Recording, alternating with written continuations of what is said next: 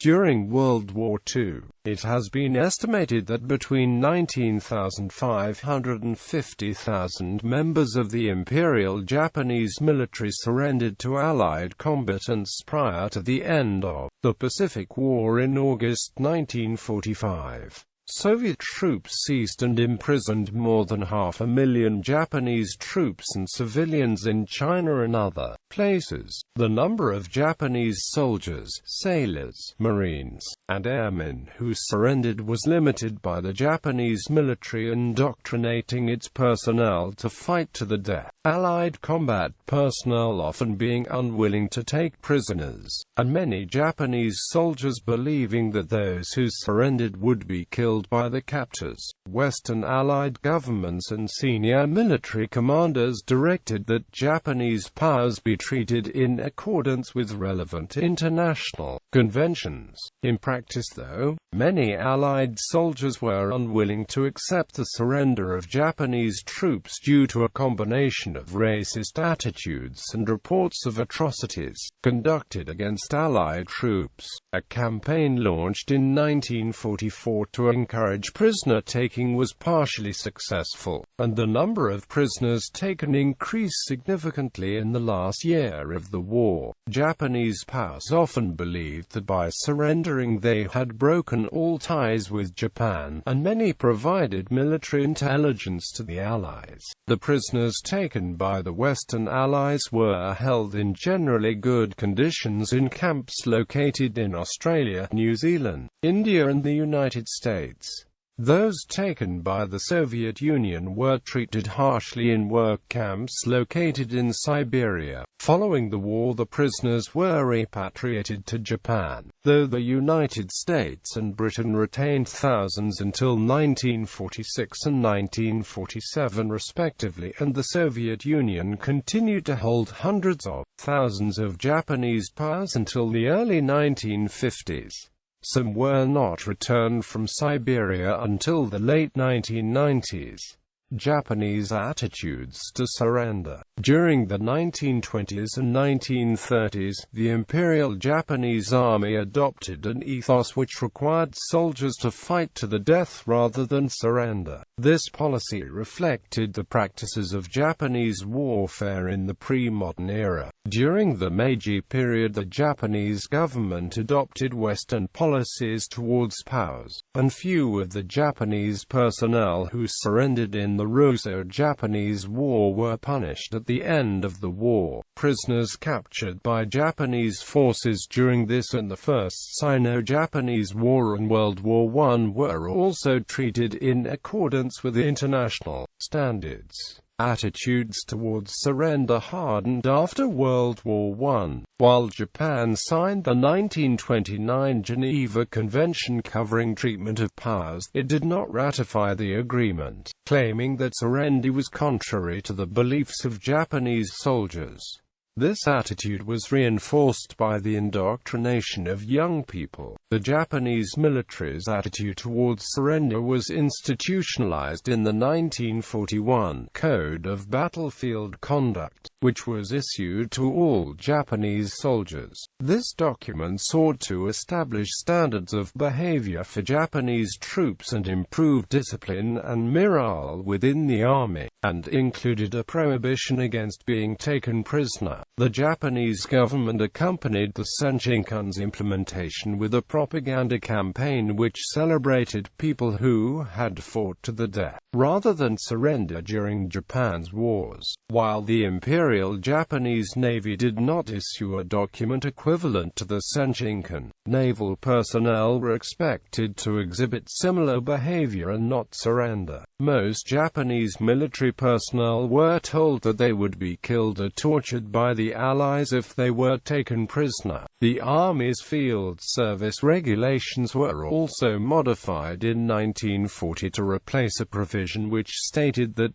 seriously wounded personnel in field hospitals came under the protection of the 1929 Geneva Convention for the Sick and Wounded Armies in the field, with a requirement that the wounded not fall into enemy hands. During the war, this led to wounded personnel being either killed by medical officers or given grenades to commit suicide. While scholars disagree over whether the Senshinkan was legally binding on Japanese soldiers, the document reflected Japan's societal norms and had great force over both military personnel and civilians. In 1942, the Army amended its criminal code to specify that officers who surrendered soldiers under the command faced at least 6 months' imprisonment, regardless of the circumstances in which the surrender took place. This change attracted little attention, however, as the Senshinkan imposed more severe consequences and had greater moral force. The indoctrination of Japanese military personnel to have little respect for the act of surrendering led to conduct which Allied soldiers found deceptive. During the Pacific War, there were incidents where Japanese soldiers feigned surrender in order to lure Allied troops into ambushes. In addition, wounded Japanese soldiers sometimes tried to use hand grenades to kill Allied troops attempting to assist them. Japanese attitudes towards surrender also contributed to the harsh treatment which was inflicted on the Allied personnel they captured. Not all Japanese military personnel chose to follow the precepts set out on the Senshinkan. Those who chose to surrender did so for a range of reasons, including not believing that suicide was appropriate or lacking the courage to commit the act, bitterness towards officers, and Allied propaganda promising good treatment. During the later years of the war, Japanese troops' morale deteriorated as a result of Allied victories, leading to an increase in the number who were prepared to surrender a desert. During the Battle of Okinawa, 11,250 Japanese military personnel surrendered between April and July 1945, representing 12% of the force deployed for the defense of the island. Many of these men were recently conscripted members of Boitai Home Guard units who had not received the same indoctrination as regular army personnel, but substantial numbers of IJA soldiers also surrendered. Japanese soldiers' reluctance to surrender was also influenced by a perception that Allied forces would kill them if they did surrender, and historian Niall Ferguson has argued that this had a more important influence in discouraging surrenders than the fear of disciplinary action or dishonor. In addition, the Japanese public was aware that U.S. troops sometimes mutilated Japanese casualties and sent trophies made out of body parts home from media. Reports of 2 high-profile incidents in 1944 in which a letter opener carved from a bone of a Japanese soldier was presented to President Roosevelt, and a photo of the skull of a Japanese soldier which had been sent home by a U.S. soldier was published in the magazine Life. In these reports, Americans were portrayed as deranged, primitive, racist, and inhuman.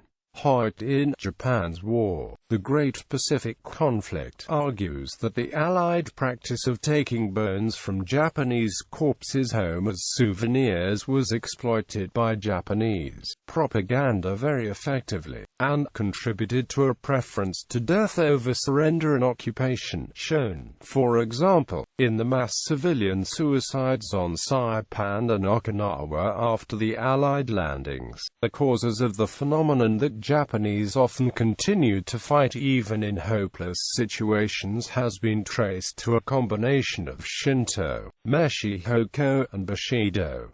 However, a factor equally strong or even stronger to those was the fear of torture after capture. This fear grew out of years of battle experiences in China, where the Chinese guerrillas were considered expert torturers, and this fear was projected onto the American soldiers who also were expected to torture and kill surrendered Japanese. During the Pacific War, the majority of Japanese military personnel did not believe that the Allies treated prisoners correctly, and even a majority of those who surrendered expected to be killed.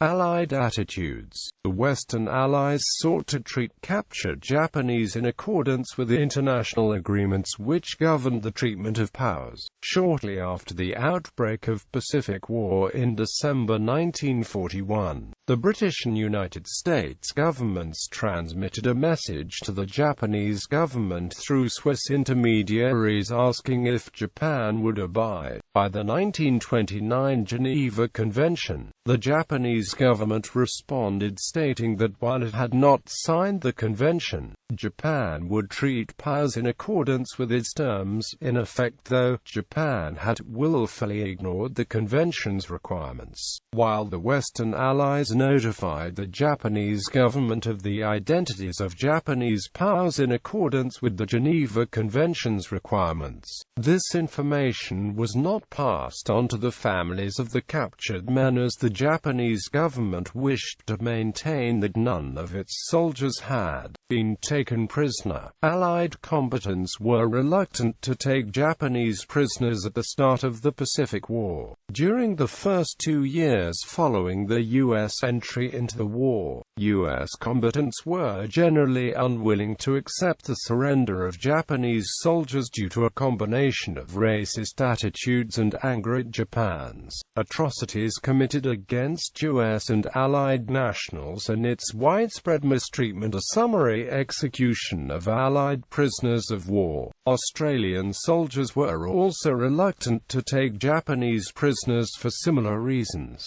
Incidents in which Japanese soldiers booby-trapped the dead and wounded or pretended to surrender in order to lure Allied combatants into ambushes were well known within the Allied militaries, and also hardened attitudes against seeking the surrender of Japanese on the battlefield. As a result, Allied troops believed that their Japanese opponents would not surrender and that any attempts to surrender were deceptive. For instance, the Australian Jungle Warfare School advised soldiers to shoot any Japanese troops who had their hands closed while surrendering. Furthermore, in many instances, Japanese soldiers who had surrendered were killed on the front line or while being taken to POW compounds. The nature of jungle warfare also contributed to prisoners not being taken, as many battles were fought at close ranges where participants often had no choice but to shoot first and ask questions later. Despite the attitudes of combat troops and nature of the fighting, Allied militaries made systematic efforts to take Japanese prisoners throughout the war. Each U.S. Army division was assigned a team of Japanese Americans whose duties included attempting to persuade Japanese personnel to surrender. Allied forces mounted an extensive psychological warfare campaign against their Japanese opponents to lower the morale and encourage surrender. This included dropping copies of the Geneva Conventions and surrender passes on Japanese positions.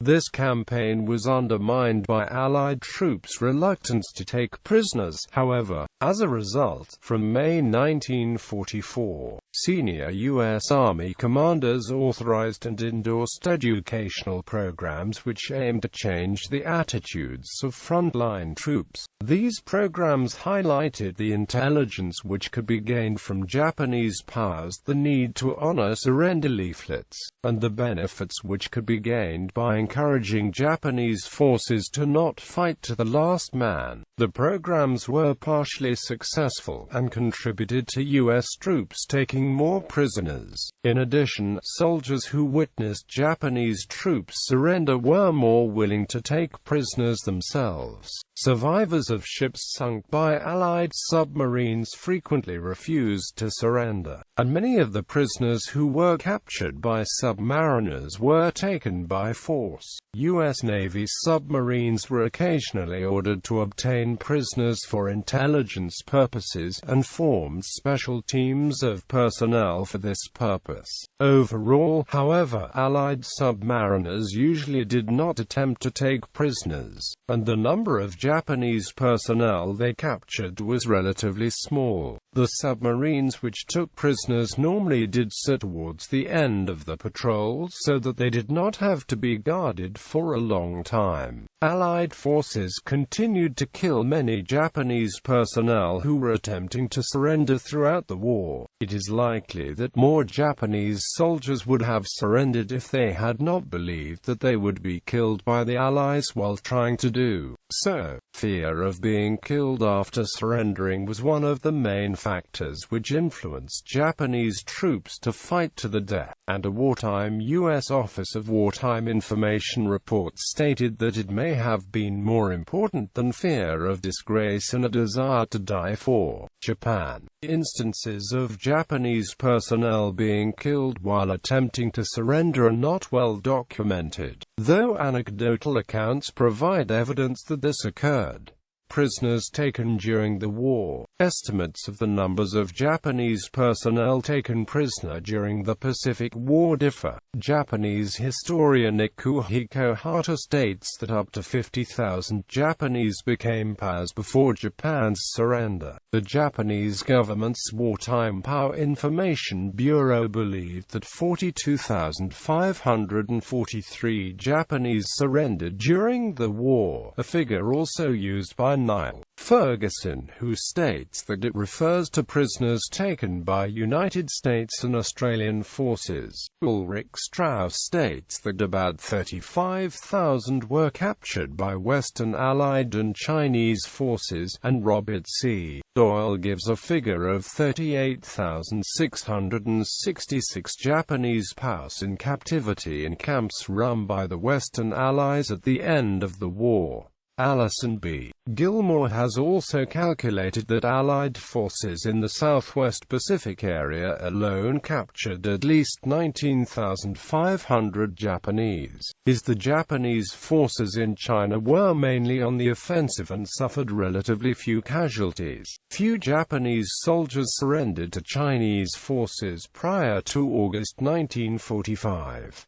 It has been estimated that at the end of the war Chinese nationalist and communist forces held around 8,300 Japanese prisoners. The conditions these POWs were held in generally did not meet the standards required by international law. The Japanese government expressed no concern for these abuses, however, as it did not want IJA soldiers to even consider surrendering. The government was, however, concerned about reports that 300 POWs had joined the Chinese Communists and had been trained to spread anti-Japanese propaganda. The Japanese government sought to suppress information about captured personnel. On the 27th of December 1941, it established a POW Information Bureau within the Ministry of the Army to manage information concerning Japanese POWs, while the Bureau catalogued information provided by the Allies via the Red Cross identifying POWs. It did not pass this information on to the families of the prisoners.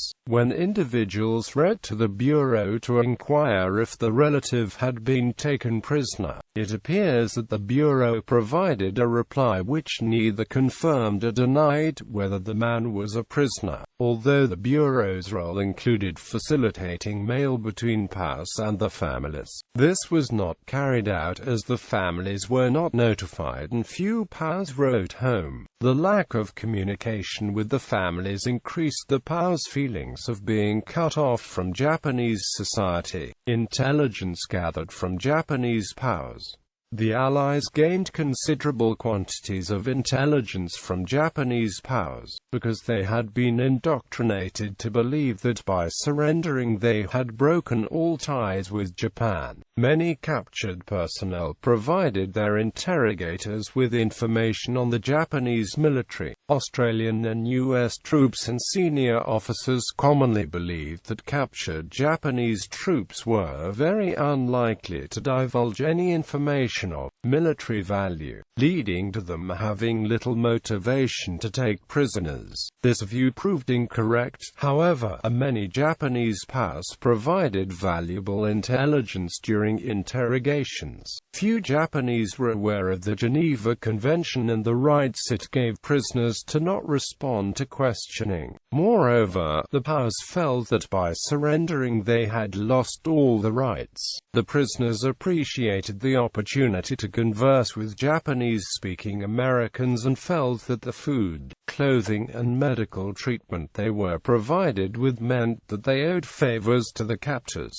The Allied interrogators found that exaggerating the amount they knew about the Japanese forces and asking the POWs to confirm details was also a successful approach. As a result of these factors, Japanese POWs were often cooperative and truthful during interrogation sessions. Japanese POWs were interrogated multiple times during the captivity. Most Japanese soldiers were interrogated by intelligence officers of the battalion or regiment which had captured them for information which could be used by these units. Following this, they were rapidly moved to rear areas where they were interrogated by successive echelons of the Allied military. They were also questioned once they reached a POW camp in Australia, New Zealand, India and the United States. These interrogations were painful and stressful for the POWs. Force was not used by Allied interrogators, though on one occasion headquarters personnel of the U.S. 40th Infantry Division debated, but ultimately decided against, administering sodium panthenol to a senior non-commissioned officer. Some Japanese POWs also played an important role in helping the Allied militaries develop propaganda and politically indoctrinate the fellow prisoners. This included developing propaganda leaflets and loudspeaker broadcasts which were designed to encourage other Japanese personnel to surrender. The wording of this material sought to overcome the indoctrination which Japanese soldiers had received by stating that they should cease resistance rather than surrender. POWs also provided advice on the wording for propaganda leaflets which were dropped on Japanese cities by heavy bombers in the final months of the war. Allied prisoner of war camps.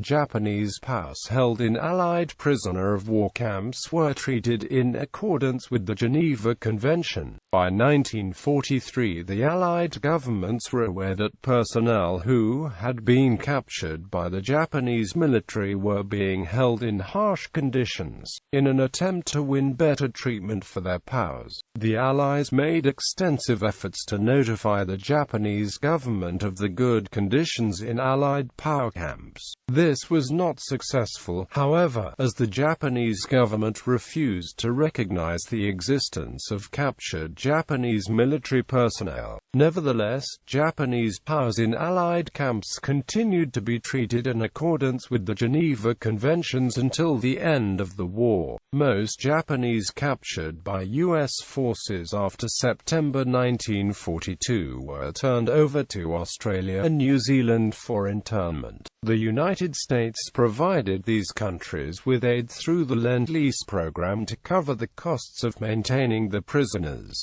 and retained responsibility for repatriating the men to Japan at the end of the war. Prisoners captured in the Central Pacific who were believed to have particular intelligence value were held in camps in the United States. Prisoners who were thought to possess significant technical or strategic information were brought to specialist intelligence gathering facilities at Fort Hunt, Virginia at Camp Tracy, California. After arriving in these camps, the prisoners were interrogated again, and the conversations were wiretapped and analyzed. Some of the conditions at Camp Tracy violated Geneva Convention requirements, such as insufficient exercise time being provided. However, prisoners at this camp were given special benefits, such as high-quality food and access to a shop, and the interrogation sessions were relatively relaxed. The continuous wiretapping at both locations may have also violated the spirit of the Geneva Convention. Japanese POWs generally adjusted to life in prison camps and few attempted to escape.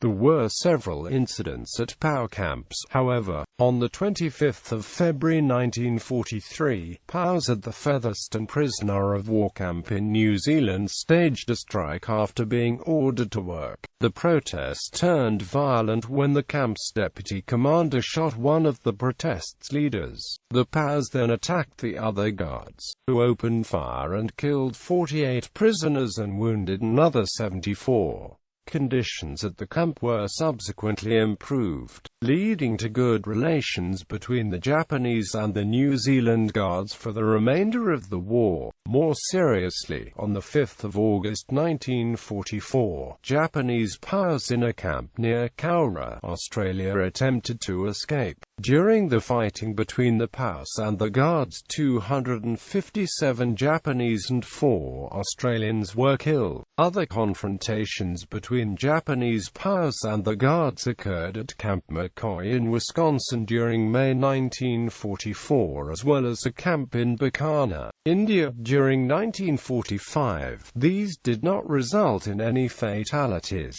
In addition, 24 Japanese POWs killed themselves at Camp Pater, New Caledonia in January 1944 after a planned uprising was foiled. News of the incidents at Cowra and Featherston was suppressed in Japan, but the Japanese government lodged protests with the Australian and New Zealand governments as a propaganda tactic. This was the only time that the Japanese government officially recognized that some members of the country's military had surrendered. The Allies distributed photographs of Japanese POWs in camps to induce other Japanese personnel to surrender. This tactic was initially rejected by General MacArthur when it was proposed to him in mid-1943 on the grounds that it violated the Hague and Geneva Conventions, and the fear of being identified after surrendering could harden Japanese resistance. MacArthur reversed his position in December of that year, however, but only allowed the publication of photos that did not identify individual POWs. He also directed that the photos should be truthful and factual and not designed to exaggerate